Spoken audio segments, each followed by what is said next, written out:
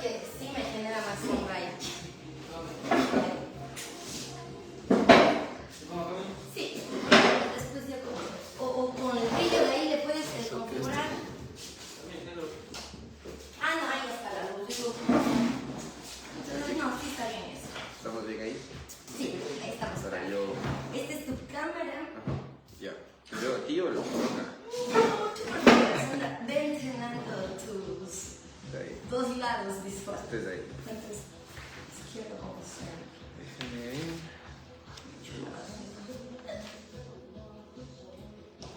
Siempre mis anotaciones son básicas para poder continuar. Sí que mi amigo viral con su video. Oye, Y es un 12 porque es un video que lo hicimos en junio, así. ya, no te Esas animabas cosas a subir. nunca subimos. Después dijimos, a ver qué pasa. Bloom, explotar. Sí, es como que uno en la red, obviamente también saber cómo cuando lo publicas, pero depende mucho como que pegue el algoritmo. Ciertos videos que pegan. Otros, no, mira que el siguiente que hicimos, más elaborado, me pareció súper más bonito. No, Cero. así suele ser en los videos de Sí. TikTok y en Facebook. Claro, pero esa no es como la intención, sino la intención es comunicar más temas de salud. Exacto. Pero son cosas que nos pasan, ¿cachas? En la vida y que yo digo, vamos, somos gente, somos personas. Sí.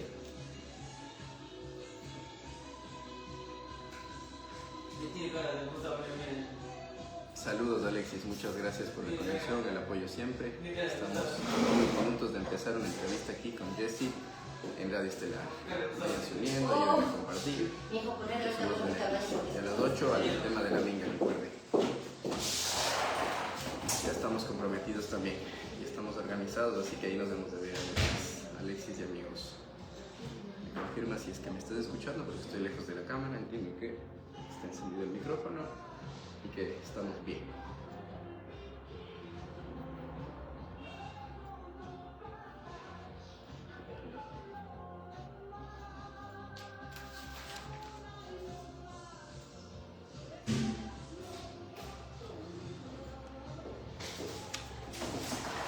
¿Tienes una hora tope?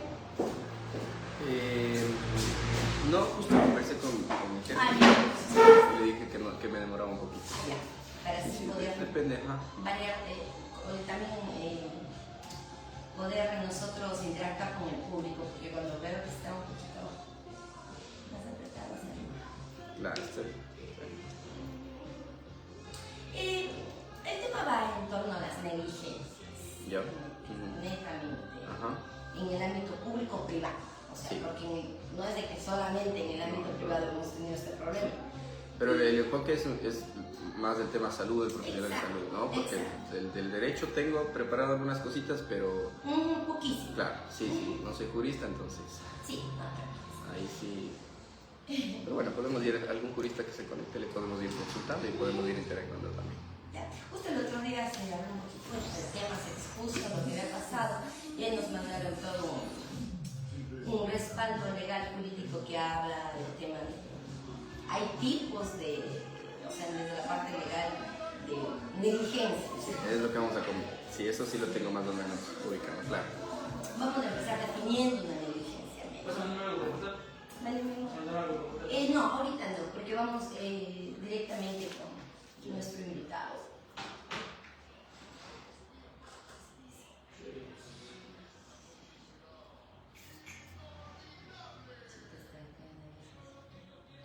Hola. En contados minutos vamos a dar inicio ya con nuestra entrevista del día de hoy. Estaremos conversando acerca de un problema muy latente en nuestro país, en el ámbito público y privado, en torno a las negligencias médicas. Así que muy atentos, en contados minutos empezamos. ¿Sí le mandaste? Ah, sí, ya, sí, estás.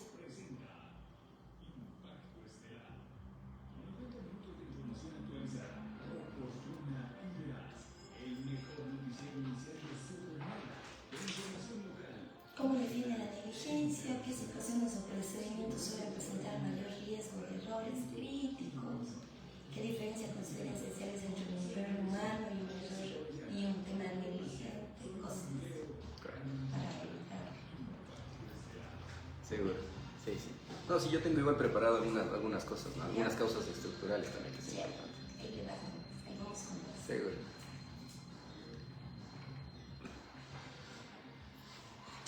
Déjame solo.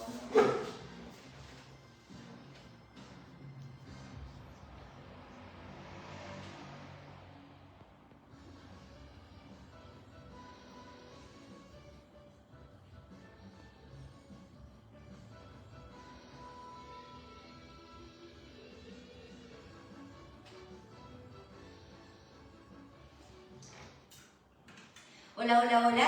Hola, ¿qué tal amigos y amigas? Bienvenidos a este Su Impacto Estelar. De hoy estamos en el calendario marcando 27 de noviembre, jueves 27 de noviembre, antesala pues a este fin de semana espectacular donde el Cantón Sucúa empieza pues a vivir con más emoción sus festividades de aniversario.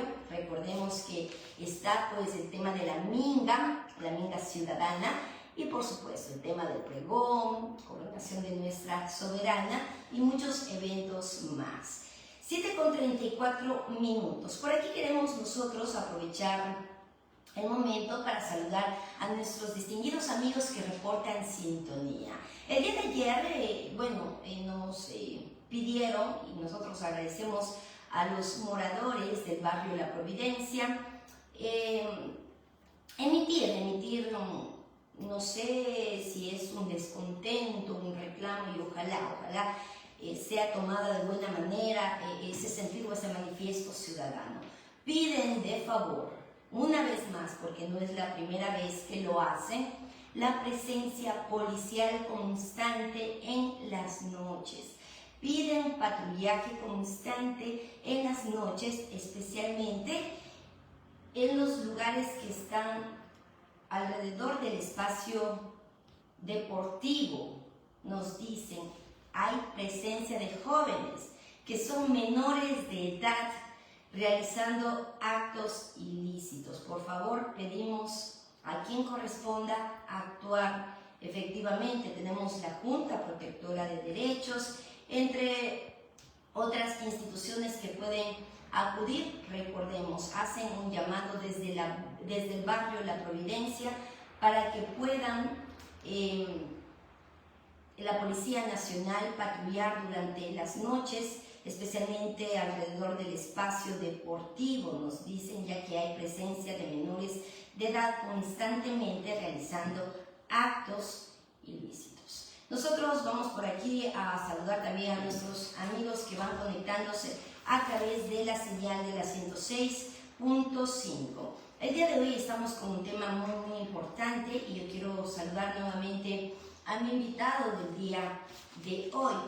Estaremos hablando sobre un problema que suscita en el ámbito público y privado del sistema de salud, ¿no?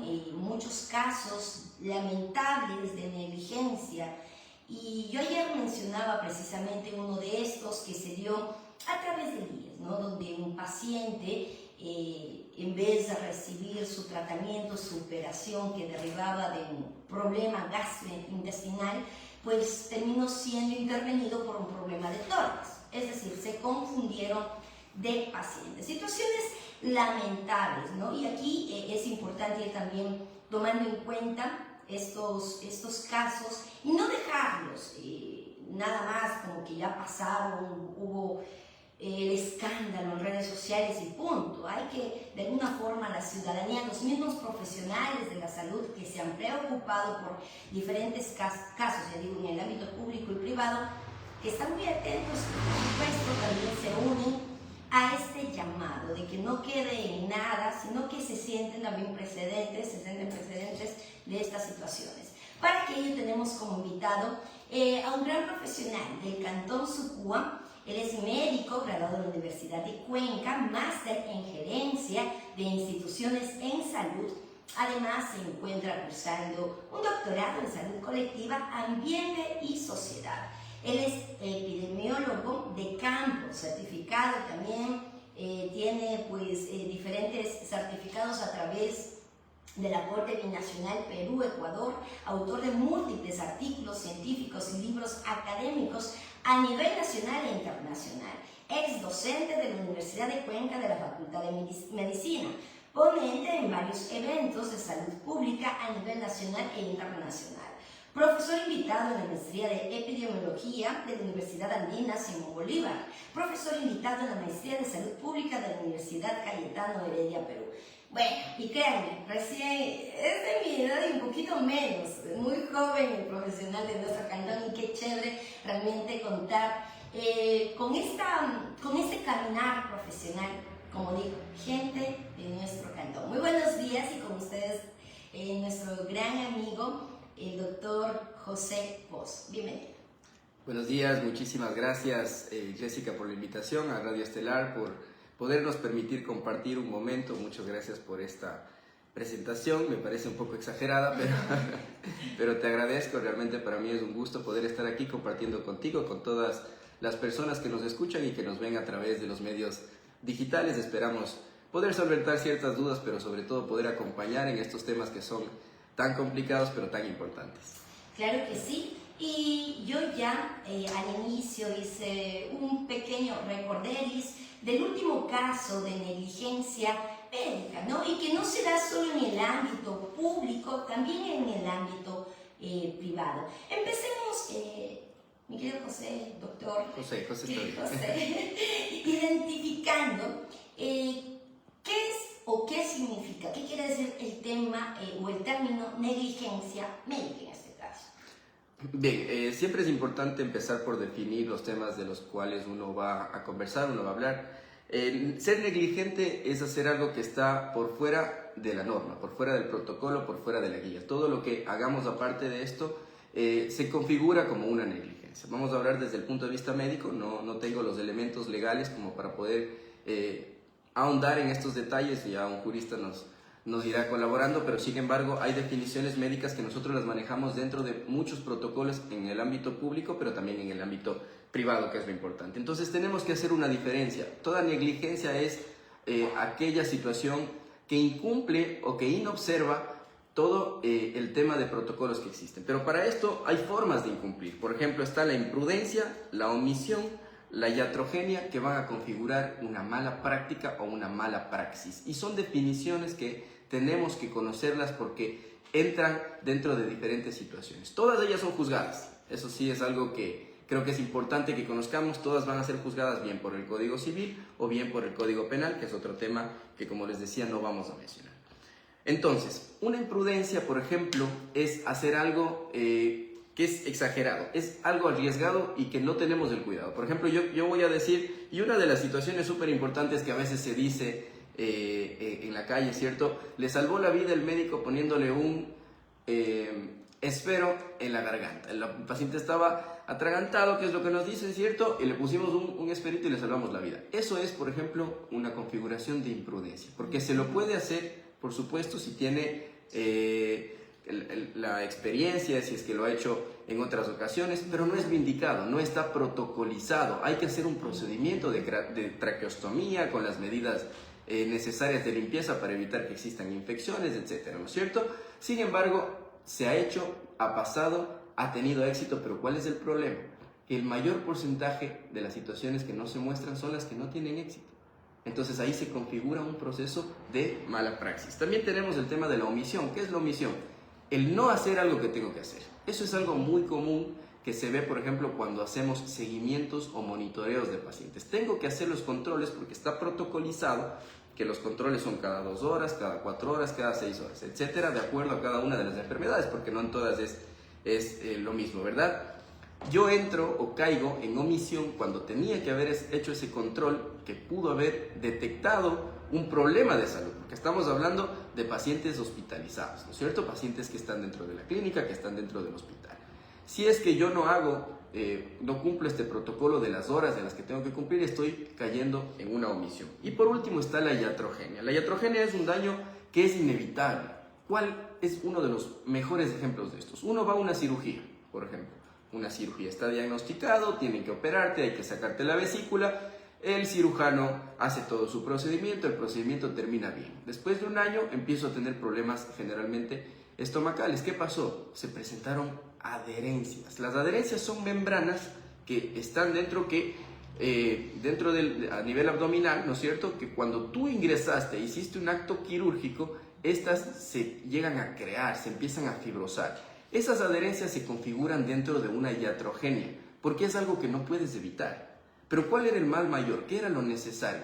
Que te saques la vesícula porque te causa dolor, porque te causa problemas estomacales, porque te puede causar una infección, una sepsis y todo un problema que es más grande, ¿verdad? Entonces, la indicación era hacer el tema de la cirugía para la vesícula.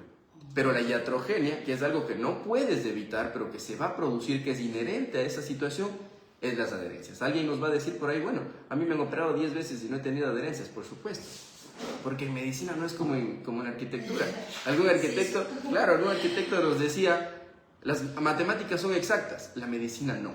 Nosotros actuamos en base a probabilidades, que es algo que lo vamos a comentar. Entonces, bajo estos términos se configura lo que es la mala praxis o la negligencia. Es decir, si yo no cumplí estos temas que hemos conversado ahora, configuro una mala praxis y, por supuesto, puedo ser juzgado por ello.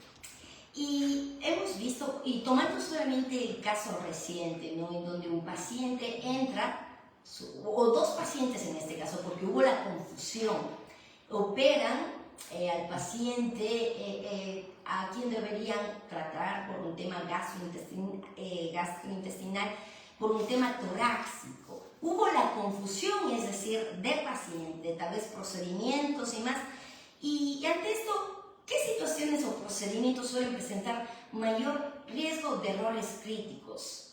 Bien, hay muchos procedimientos que van a presentar riesgo de errores, como tú dices, pero nos vamos a referir un poco al tema porque me parece que es súper importante conversar sobre el tema de lo que ha pasado. No vamos a juzgar en lo absoluto, esos son temas que están en análisis y la ley lo va a definir qué es lo que ha pasado, pero si nosotros elucubramos un poco, aquí hay que analizar ciertas situaciones. Los hospitales, tanto públicos como privados, tienen protocolos. Parte de los protocolos está la seguridad del paciente. Existen varios pasos de seguridad. Entonces, cuando el paciente ingresa en una institución de salud, lo primero que tiene que hacer es identificar, con una manilla de identificación. Eso está normado en todo el país. Todos los hospitales lo tienen que hacer. Pero esa manilla de identificación no es únicamente para que el paciente la use mientras esté en el hospital. Es para que el profesional de salud conozca quién es su paciente. Entonces, si es que no se cumplen estos estándares de seguridad del paciente, entre ellos la manilla de identificación, entre ellos el preguntarle constantemente al paciente cuál es su nombre, si es que el paciente está inconsciente, tenemos que ir directo a la manilla, no lo podemos preguntar. Entonces, son cosas que tienen que cumplirse. ¿Qué pudo haber pasado? Una serie de errores desde el principio hasta que llegó al procedimiento. Pero yo pienso que el problema más grave de esto no es únicamente el error que se pudo haber cometido en el identificar o no al paciente, es que nosotros como médicos, que nosotros como especialistas y profesionales en salud hemos perdido la humanidad. Y esto es un problema estructural que yo pienso que se tiene que analizar a profundidad. Cuando uno cae en deshumanización, comete estos errores. ¿Por qué? Porque entonces uno empieza a dejar de ver al paciente como una persona y empezamos a verle como el número de cama, como la enfermedad, como la patología, como el del procedimiento, y todos estos términos entran dentro de un marco que es violento. Nosotros hemos intervenido con muchos protocolos de capacitación y de formación para médicos rurales, especialistas, generales y demás, porque es importante que conozcan este tipo de violencia. Y esta deshumanización de no identificar al paciente como se tiene que identificar causa estos errores. Es, yo creo, la principal causa de estos errores. ¿Cuáles son los problemas críticos en un hospital, sobre todo de la característica o de la magnitud del José Carrasco Arteaga de Cuenca? La cantidad de pacientes. Entonces vamos a otro problema estructural. Mire que con esto vamos dos. El primero es la deshumanización del personal de salud, que empieza en las universidades. Ojo, y porque fui docente, es que tengo esta capacidad de decir, desde las universidades estamos ya deshumanizando a los chicos y pensando únicamente en la economía como profesionales, y no es lo correcto. La otra causa estructural es el sistema de salud. ¿Qué está pasando con un sistema de salud? Tenemos todo lo necesario, estamos capacitando, los compañeros están trabajando con los protocolos establecidos del Ministerio de Salud, con los protocolos internacionales. Todos estos detalles tenemos que observar para poder determinar cuál ha sido parte del problema en este sentido. 7 de la mañana con 46 minutos. Gracias también a los amigos que van reportando sintonía en esta mañana. Más adelante daremos paso también a esos mensajes. Si ustedes tienen sugerencias, algún tipo de inquietud o pensamiento que compartir, nosotros muy gustosos de hacerlo siempre y cuando estos se encuentren dentro del margen del respeto. Hemos hablado, ¿no?, esta diferencia entre diferencias esenciales entre el error humano y un acto negligente, ¿no? El hecho de la poco sentimiento humano al momento de tomar incluso la carrera. Usted como docente, José, ha visto ese desinterés por la parte humana y mucho interés por la parte económica, por lo que pueda, pues, de alguna forma ingresar a través de la salud, del tratamiento. Pero, ¿cuáles son las causas más frecuentes que se han observado dentro de los casos de negligencia dentro de nuestro país? ¿Es quizá esa falta de humanidad? Otra, como también decíamos, el sistema de salud como está en nuestro país y no es ahora, es de mucho tiempo. Y aquí nos dice un oyente, y muchísimas gracias siempre a mi Marianita que está participando a través del 099-647-9980. El tema nos dice aquí, un médico, me gustó cuando el doctor mencionó la parte humana, la parte económica y también el sistema de salud actual, pero sobre todo, ¿cómo saber que nuestros jóvenes o quienes están queriendo seguir una carrera referente a la salud pueden hacerlo? ¿Realmente tienen ese sentir humano? ¿Cuáles son las características que usted identificó? Nos dice. Muchas gracias a mi señora Marianita desde Huambi, que está pues muy atenta a esta señal. Y felicitaciones, nos dice a profesional.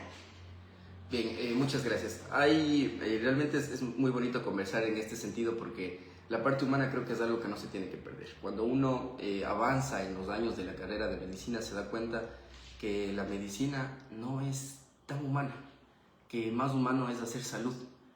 ¿En qué sentido? ¿Cuál es la definición? No solamente estar en el hospital, porque en el hospital estoy resolviendo un problema individual de una persona. Cuando hago salud, es decir, cuando amplío mi espectro, estoy intentando, por un lado, prevenir las enfermedades, capacitar y fomentar esa cultura de capacitación en la gente y en los profesionales de salud, de decir, bueno, hay que frenar este tipo de conductas que nos llevan a enfermedades o a consecuencias. Por ejemplo, solamente el tema para tocarlo rapidito, alimentación segura, el tema de alimentación con carbohidratos puros, con aceites puros, etcétera, nos van a dar o nos van a producir un problema de síndrome metabólico que al final va a terminar en diabetes, en hipertensión. Si yo no empiezo por ese lado de la formación y de la capacitación, entonces voy a terminar con la enfermedad. Y lo otro en cuanto al tema que es importante también, tenemos, yo creo, mucha responsabilidad los padres en cómo guiamos a nuestros hijos. ¿Qué es lo que les estamos diciendo? Tienes que ser un doctor porque los doctores ganan mucho. A partir de esa retórica nosotros ya empezamos mal. Yo quiero servir y si es que mientras yo estoy sirviendo, por supuesto, y mientras yo estoy sirviendo, si eso me produce un rédito económico, bien, estoy haciendo algo que me gusta, algo que considero bueno, algo que considero efectivo, estoy colaborando. A mí me pasó algo cuando veníamos a hacer la rural con mi esposa. Yo le decía, yo quiero ir a servir a la gente que es la gente que me vio nacer, que me vio crecer. Yo quiero irme al oriente porque tenía posibilidad de quedarme haciendo la rural en Cuenca. De eso acá son 7 años. Cuando ya son buenos alumnos tienen esas posibilidades. Sí, ya son 7 años, una familia consolidada en su Cuba, porque es algo que a mí me nacía. Y yo les invito a eso, a los jóvenes que nos están escuchando, a los papás que están viendo, dejemos de lado un poco el individualismo del yo quiero ser y vamos a decir yo quiero servir. Y si en medio de lo que yo sirvo, entonces yo voy siendo un profesional, bien, entonces estoy sirviendo y estoy aportando a mi sociedad. No es algo que nos pase únicamente porque nosotros somos los responsables, como inicié diciendo, es parte de la responsabilidad. Pero parte de la responsabilidad es del sistema económico y político, y aquí sí quiero ser bien claro, Jessica, porque nosotros vivimos en un medio y en un mundo capitalista, en el que nos invita a ser completamente individuales. Y tengo un paréntesis, y discúlpame, José. hay una parte donde dicen que el capital o la agenda de justicia social, ¿no? Que dentro de tener buen servicio de salud pública, la accesibilidad especialmente a gente que no está en nuestro mismo barco, y solo es de agendas de izquierda, de comunistas, de socialistas, cuando realmente justicia social o un buen servicio a través de la salud y educación debería ser una agenda de toda ideología o de todo sistema político, ¿no? Por supuesto, es que el sistema político, el sistema geopolítico mundial, el sistema político nacional, nos lleva a unos momentos en el que nosotros tenemos estas causas, yo siempre digo causas estructurales, pensando para la ciudadanía que estructura significa la base del problema. Acá están los problemas. El problema es los médicos se deshumanizan, el sistema de salud no es bueno, pero ¿qué pasa debajo? Siempre pongo la metáfora del iceberg. Lo que estamos viendo es la punta del iceberg, pero lo que está debajo del iceberg son este tipo de problemas. ¿Qué pasa? Y justamente para tocar este tema que me parece muy importante, créditos con el Fondo Monetario Internacional.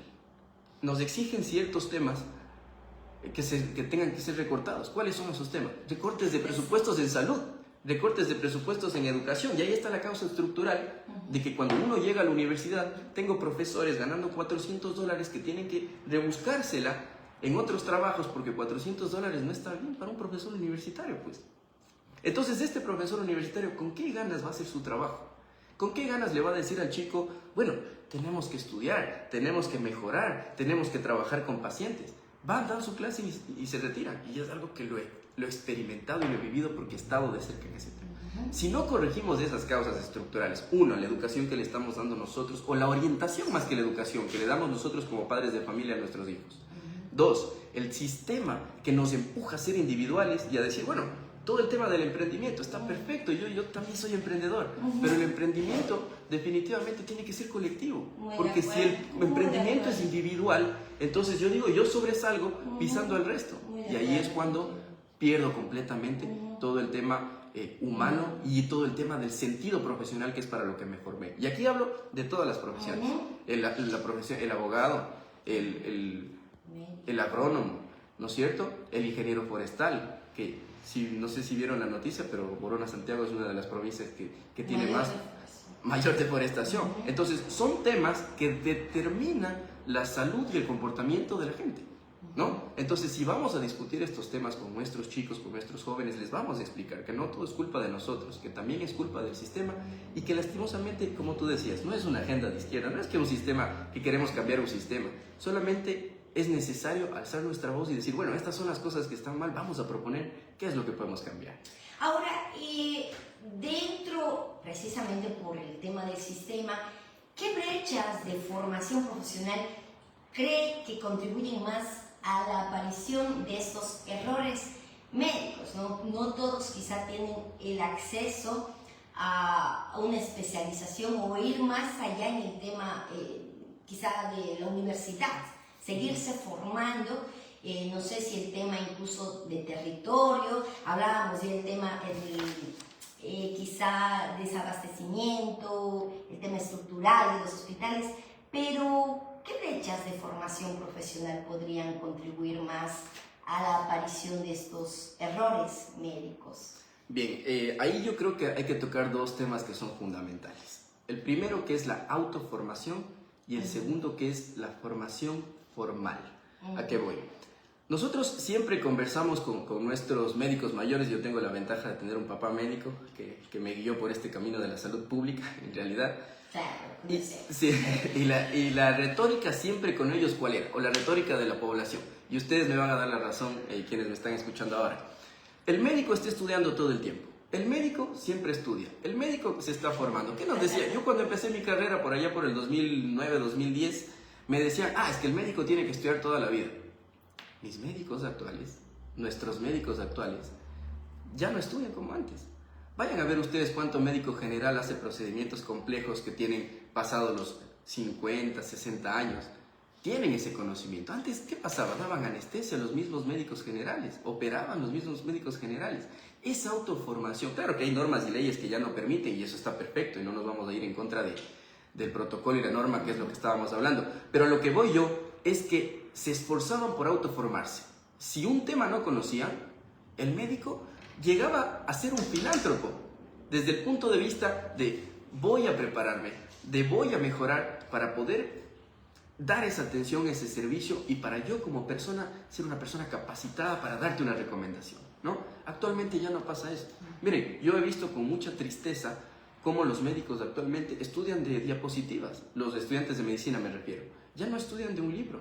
Entonces esa brecha de formación, que yo no sé si es que, porque realmente no me he metido a investigar por ese lado, pero yo no sé si es que viene acarreándola desde el colegio, pero en la universidad pasa. Estudiamos para la prueba, estudiamos para pasar y ya no tenemos como esa convicción de estudiar para poder dar una recomendación. Entonces yo creo que ese es el primer tema. Y el segundo tema que es ultra importante, que lo conversamos en alguna red social con alguna amiga médico también, la formación formal, el poder acceder a un posgrado médico. En el Ecuador los posgrados médicos cuestan alrededor de 30, 40 mil dólares y en la San Francisco 75 mil. Entonces, ¿qué pasa? No solamente es el costo, y ese es un análisis que yo hice, no sé si es que en mis redes vieron por ahí, mi intención fue ser cirujano.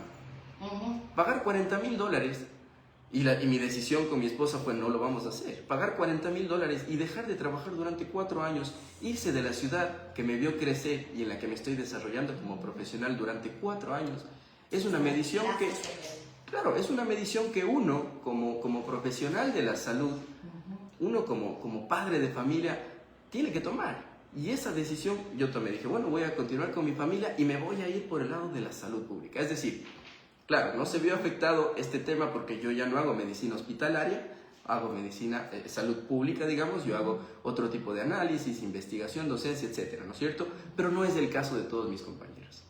Entonces tengo muchos compañeros que quieren formarse, pero tienen limitaciones económicas, tienen limitaciones laborales y volvemos al mismo punto. Es un tema de sistema.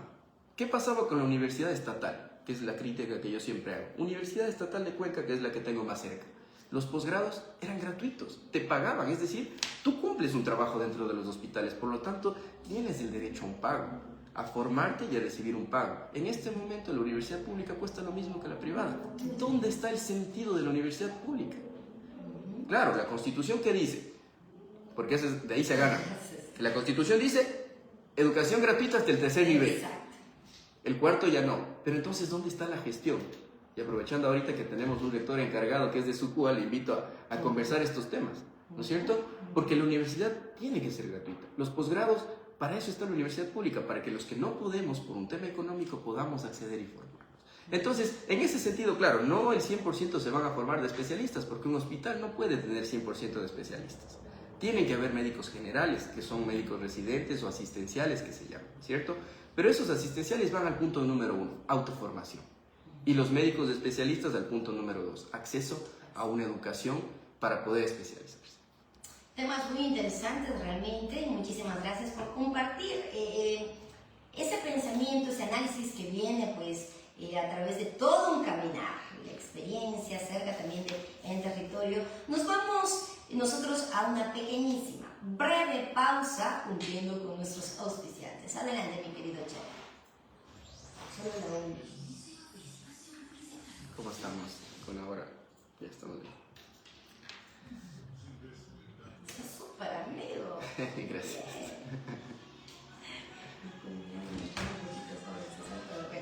Sí, lo hemos lo hemos manejado. No, solo esta. Le vamos a mandar 8:30, sí, pero ahorita solo esta porque es un tema muy bueno. Sí. Es que nos da la posibilidad de analizar.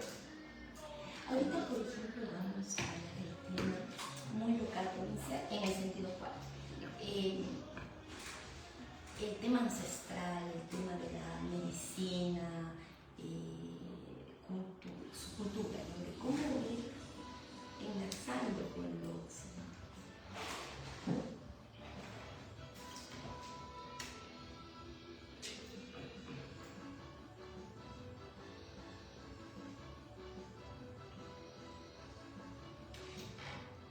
8 de la mañana con 2 minutos. Continuamos junto a ustedes hoy jueves, ya antesala al fin de semana. Desde ya invitarles a que visiten el paraíso de la Amazonía que está de fiestas. Continuamos con este tema tan interesante y que, bueno, nos acompaña un profesional del Cantón Sucúa con toda la experiencia, con todo el análisis técnico profesional para hablar sobre estos temas de negligencia médica, tanto en el ámbito público o privado, en el sistema de salud ecuatoriano.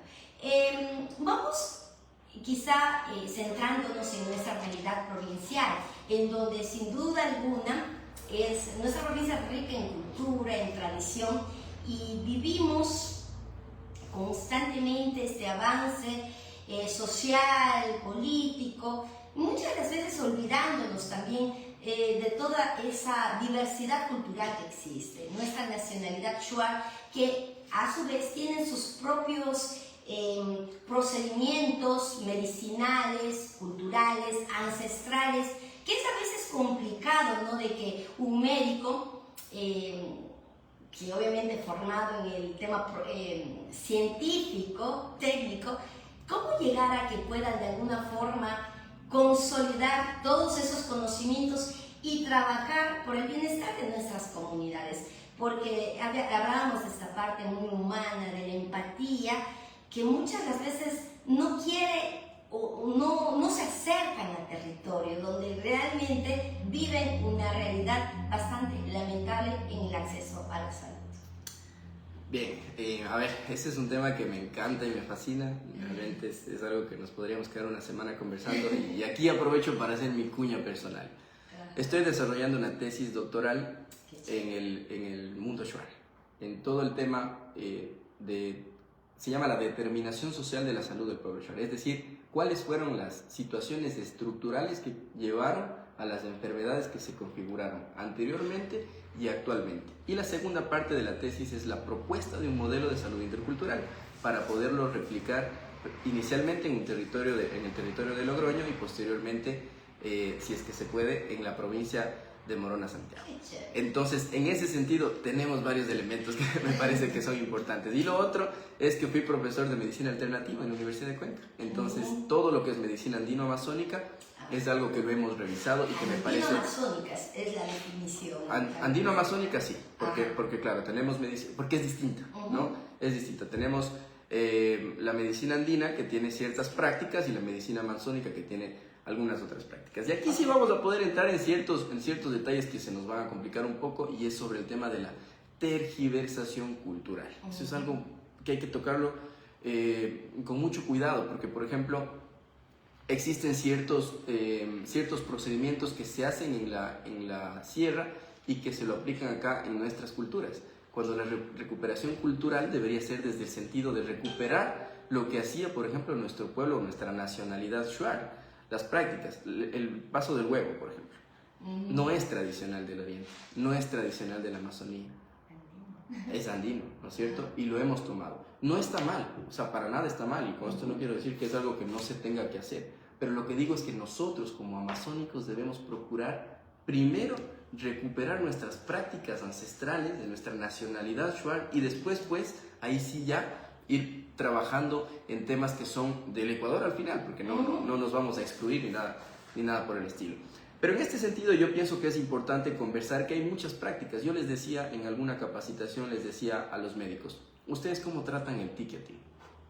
Y todos los médicos se me quedaban así como que, ¿qué es eso? ¿No es cierto? Y a los compañeros indígenas les decía, ¿y ustedes cómo tratan la tuberculosis? Y también se quedaban así. Ese es el punto. Hay ciertas enfermedades que pueden ser tratadas desde el punto de vista intercultural, que de hecho la política del Ministerio de Salud es transversal en la interculturalidad, es decir, en absolutamente todos los procesos tiene que haber interculturalidad, pero real, no solamente la punta del iceberg, exacto, sino real. Entonces, en este sentido yo pienso que el diálogo horizontal entre el agente ancestral y el médico es fundamental. Pero ¿qué significa realmente un diálogo horizontal?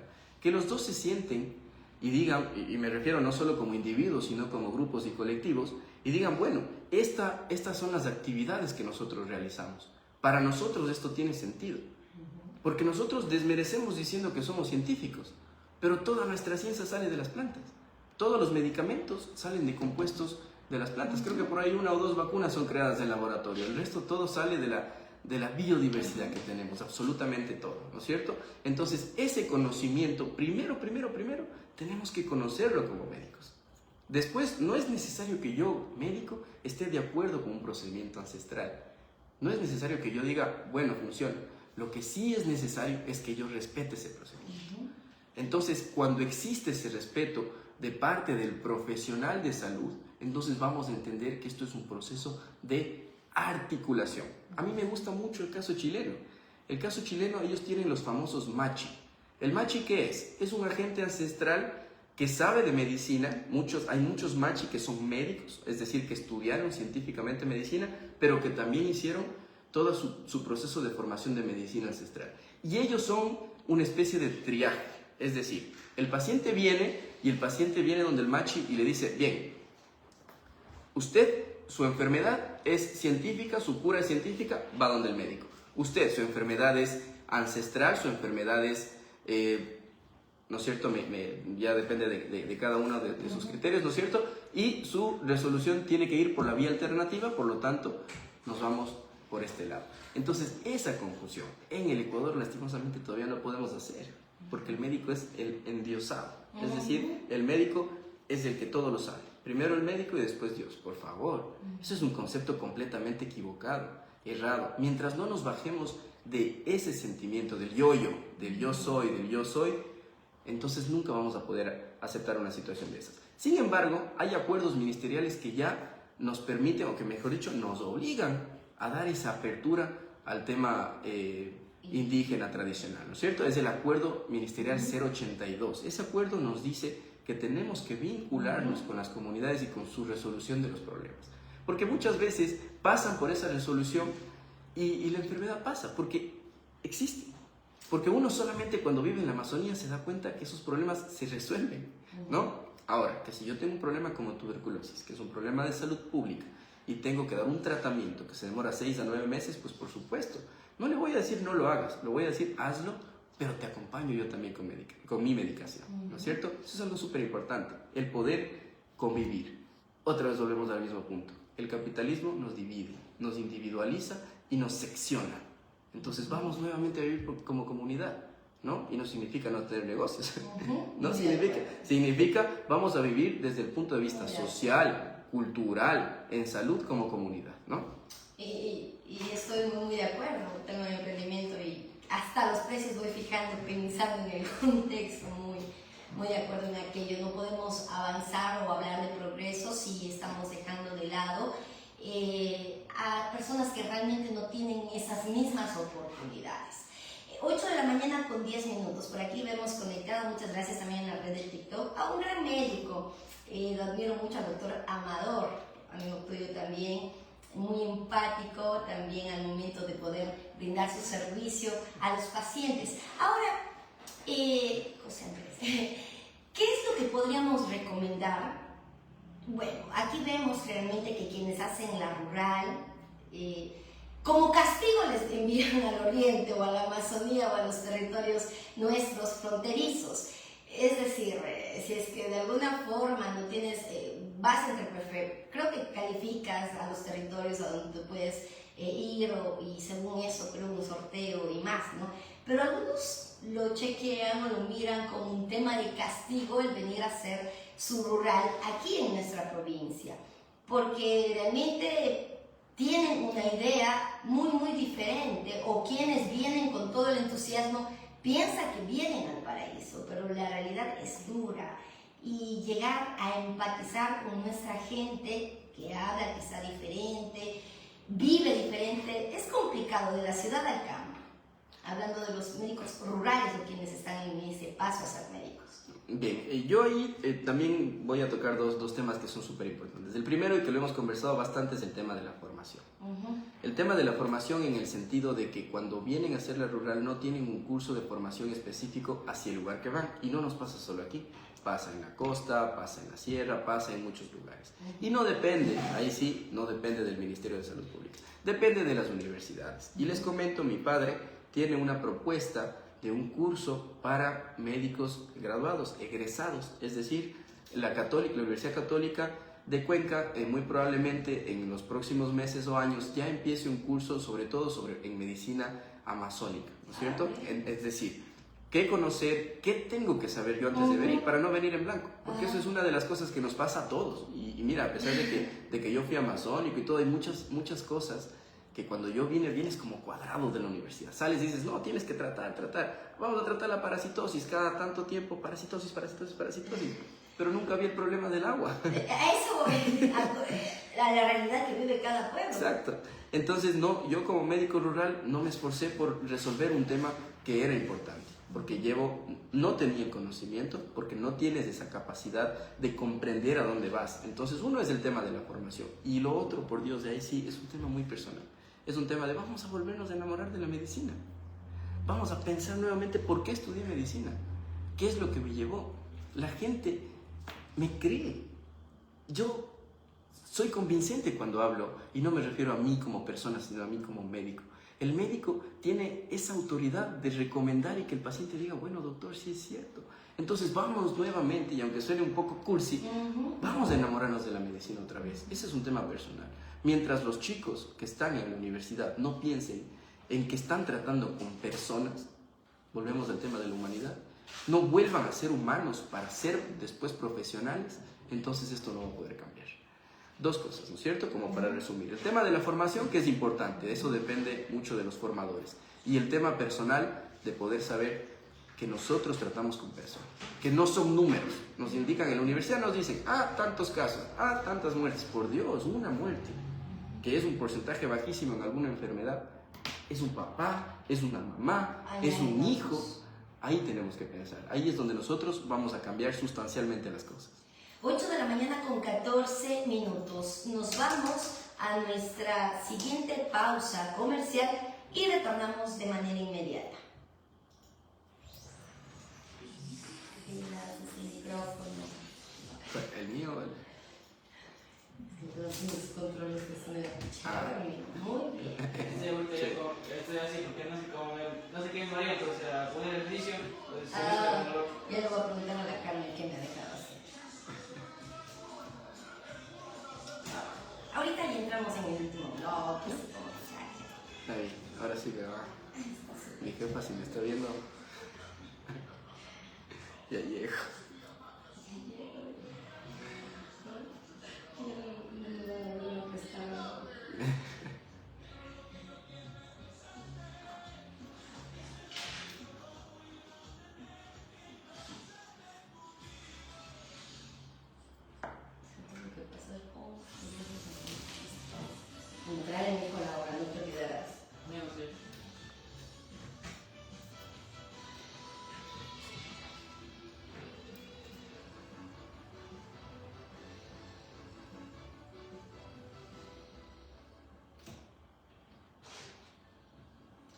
8 de la mañana con 15 minutos. Estamos de retorno con más de Su Impacto Estelar. Agradecer a todos quienes reportan sintonía. Vamos nosotros brevemente a leer los mensajes por acá. Nuevamente nuestra señora Marianita dice, qué chévere, gran entrevista, muchas felicidades a mi Pepe Junior.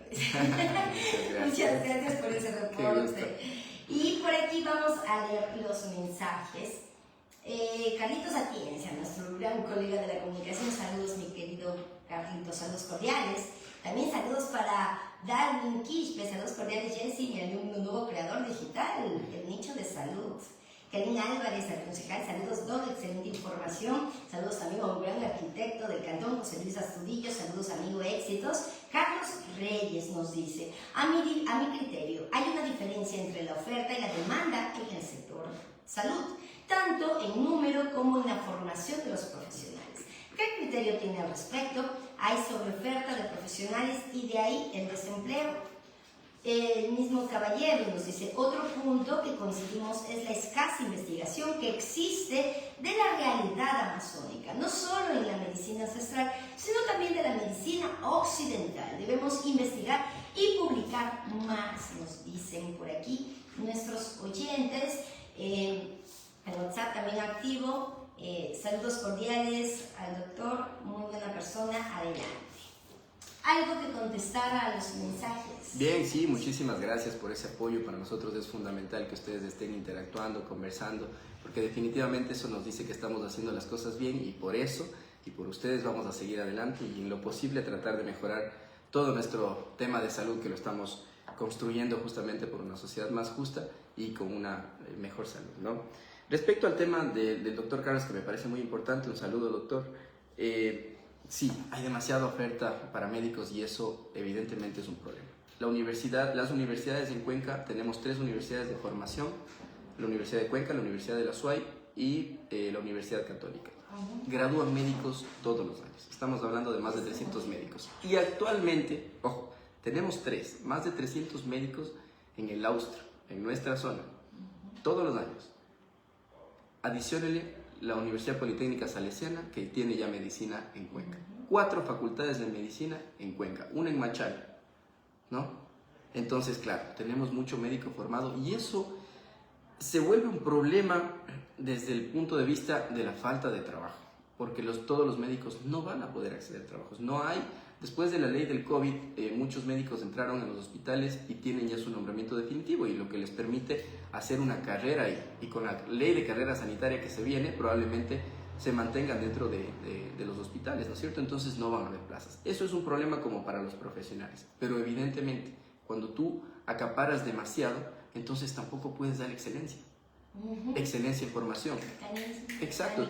Tú necesitas hacerlo de manera rápida, y si no te escuchó el número 30 que está atrás, pues tú pasas y continúas como docente, me refiero. Entonces ahí tenemos un problema de formación. Y lo otro que es cierto y que me parece, y ahí sí me uno a las palabras también del doctor, el tema de la investigación. Nosotros queremos disputar desde el punto de vista masónico, y ahí sí me convierto médico masónico, queremos disputar a la ciencia dura de la New England Journal of Medicine, por ejemplo. Entonces vamos a publicarle un artículo científico diciendo que lo que nosotros estamos haciendo está probado. Vamos a hacerlo. ¿Por qué tenemos como ese freno? ¿No es cierto? Porque es un freno que definitivamente nos han metido incluso desde nuestro mismo país. Porque los amazónicos generalmente, para todas las profesiones, somos los últimos. ¿Verdad? Somos los últimos. La Amazonía no existía. Menos en extracción de recursos. Exacto. Por supuesto, porque solamente le servimos, la Amazonía generalmente le ha servido al país para darle los recursos y para hacerse ricos Quito, Guayaquil, ¿no? Y no es un tema de regionalismo, es un tema de realidad. Exacto. Y eso también aplica para nosotros. ¿Quiénes hacen la mayor cantidad de papers científicos? La UDLA, la UID, ¿no es cierto? La Universidad de Cuenca se está sumando y tiene cosas súper interesantes, pero la Universidad de Cuenca no llega acá, pues. Entonces ahí estamos nosotros como investigadores, como profesionales de la salud. He tenido la ventaja también de meterme un poco por ese tema. Ya saldrán algunos documentos bien bonitos que hemos creado, y por supuesto ya cuando terminemos la tesis lo presentaremos de igual forma. Pero la invitación es esa, a los profesionales de salud. Vamos a disputarles la ciencia, ¿cómo? Con ciencia dura de nosotros, diciendo esto es lo que tenemos y esto vamos a mostrar al mundo, ¿no? Qué interesante conversación. Doctora Amadora Fernández del TikTok nos dice: hola, buen día. Hay mucho que hacer en salud, sin duda, pero ya estamos comenzando. Muy buen programa. Saludos cordiales. Y vamos por aquí. Sabemos que tiene que ir a cumplir también su agenda de trabajo nuestro invitado. Y solamente una recomendación. ¿Qué mensaje daríamos a los nuevos médicos para promover una práctica clínica responsable y segura? Sé que a través de todo el programa el mensaje ha estado ser más humanos, el tema sí está bien, pensar en el ingreso económico que nos permite desarrollarnos, vivir, pero que no solamente ese sea el único y gran objetivo. Adelante, doctor. Bien, muchas gracias. Yo había preparado 2 temas que son súper importantes para decir. La primera, que tiene que ver con la práctica médica. La medicina no es una ciencia exacta, que fue algo que ya lo dijimos anteriormente. Nosotros trabajamos ante la mejor evidencia. ¿Qué significa eso? Que todos nuestros protocolos están basados en evidencia. Es decir, esto pasó en 3.000, 10.000, 15.000, 200.000 pacientes, por lo tanto yo voy a aplicar, ¿no? Ese protocolo es importante que nosotros lo sigamos, pero 1 más 1 no es 2 en medicina. Entonces la invitación en ese sentido, cuando hablamos de negligencia, es no solamente vamos a juzgar al médico como individuo. Evidentemente, si el médico se equivoca, tiene que responder ante la ley, ante el Código Civil, ante el Código Penal, pues dependerá de la equivocación. En eso estamos completamente de acuerdo, pero nosotros como sociedad civil tenemos que también criticar los sistemas de salud.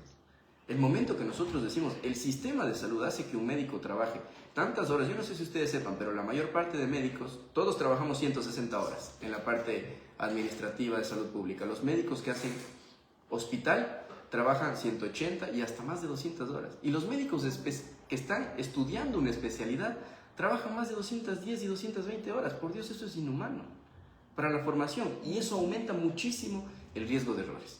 Entonces, los errores existen. Habemos quienes trabajamos para prevenir y disminuir esos errores, por supuesto, y lo seguiremos haciendo, ese siempre es el compromiso. Pero cuando vamos a juzgar a un error, sobre todo médico, vamos a evaluar el sistema. ¿Qué parte del sistema está fallando para que ese médico haya cometido ese error? Y si es que fue impericia del médico, hay que juzgarlo. No nos queda de otra, porque eso también es una responsabilidad de uno como profesional de poder saber, ¿no es cierto? Y la segunda parte es la cultura de aprendizaje, ya lo hemos dicho. La formación de parte de formadores formales, ¿no es cierto? Perdón si redundo acá, pero formadores en universidades, en cursos, en diplomados, hay que hacerlo. Y hay que mostrar que existen cosas que nos van a permitir mejorar. Seguridad del paciente, maestrías en seguridad del paciente, maestrías en calidad. Hay maestrías de ese tipo, hay que formarnos, pero también está la autoformación. El decir, bueno, yo necesito tener esa capacidad de decir, me está faltando ciertos conocimientos, ciertas actitudes y ciertas prácticas que no lo puedo hacer, pues bien, soy consciente de que soy un profesional de salud, me voy a autoformar, porque no quiero cometer una imprudencia, no quiero cometer una negligencia, no quiero cometer una omisión. Yo pienso que ese es el mensaje con los chicos nuevos que llegan, los rurales, los médicos, etcétera. Vamos a autoformarnos, ¿no? Nuevamente, muchísimas gracias al distinguido doctor profesional del Cantón Sucúa en el ámbito de la salud. También les invito a seguirlo en sus redes sociales, está activándose aún más y qué chévere poder compartir contenido de utilidad, contenido que realmente la población pueda aprovechar.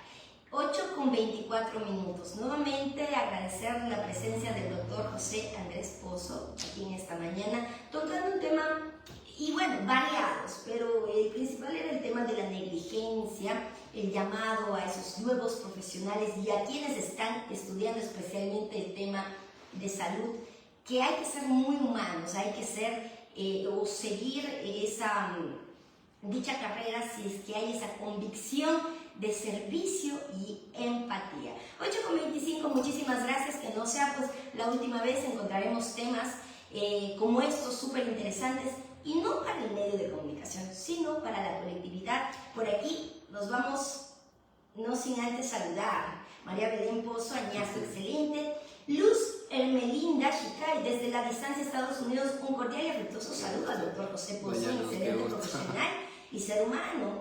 Nuestro gran amigo también que visita siempre nuestro medio de comunicación, Cayo Ávila, no solo aumenta el riesgo de errores, también disminuye la calidad de vida en términos de problemas psicológicos. Por supuesto, muchas gracias, claro.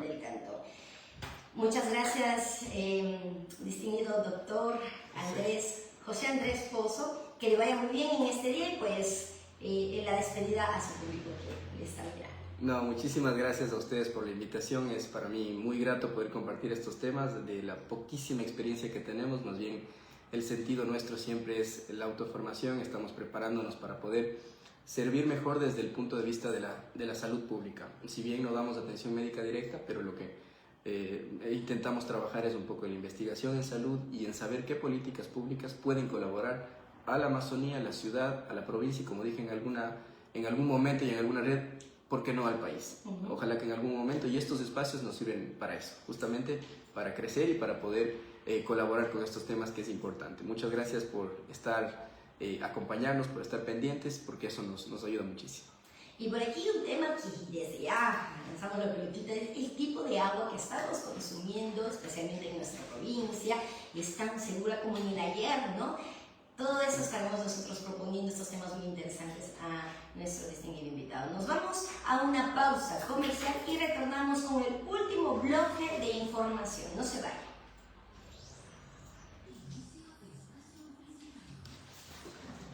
Muchas gracias, amigo. Ay, amor. Gracias, amigo. Uy, déjame cerrar esto para...